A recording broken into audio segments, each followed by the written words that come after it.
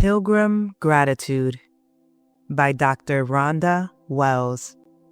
I will give thanks to the Lord because of his righteousness.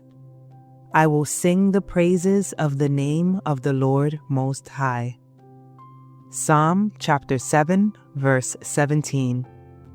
Years ago, we had the good fortune to take our kids to tour the Mayflower in Plymouth, Massachusetts. Sitting in the hold of the ship, only 100 feet long and 24 wide, I realized how small a vessel it was. The ceilings are so low, if you stand, you hit your head. The speedwell was to have made the journey, but it leaked. Both ships turned back. Now, 102 pilgrims got crammed into the windowless, stuffy gun deck of the Mayflower. Some had been living aboard for 6 weeks before they set sail for the New World.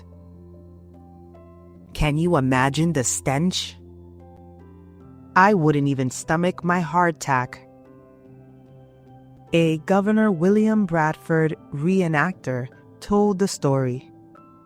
That deck carried an essential ship-to-shore sloop, so the living area had been cut to 58 by 24 feet.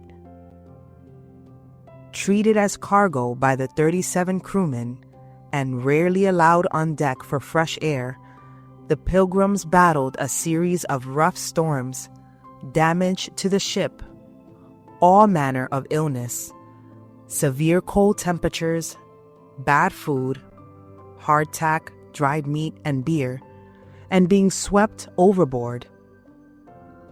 That one young man survived, and a sailor hauled him back aboard. At last, the ship landed near Provincetown on Cape Cod, instead of the Hudson River, their original destination. Would Wall Street have ever looked the same? Miraculously, only one person passed away on the voyage. Governor Bradford recorded what they did first. Being thus arrived in a good harbor and brought safe to land, they fell upon their knees and blessed the God of heaven, who had brought them over the vast and furious ocean, and delivered them from all the perils and miseries thereof. The pilgrims blessed God and thanked him.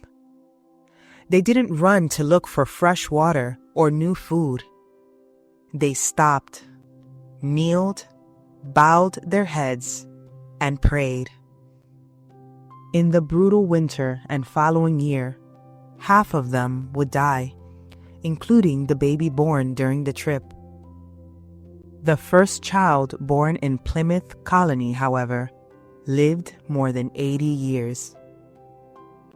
When we sit down to a bountiful dinner in our nice, warm homes this holiday, think about the faith and courage it took for a meager band of ordinary Christians to cross the Atlantic Ocean for religious freedom.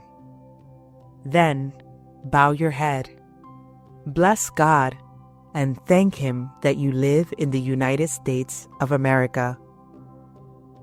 I will extol the Lord at all times. His praise will always be on my lips. Psalm chapter 31, verse 4.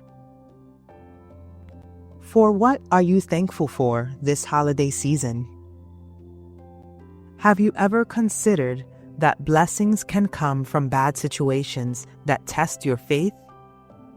Take a moment to thank God for these times that can seem painful in the moment, but deliver us to a stronger faith.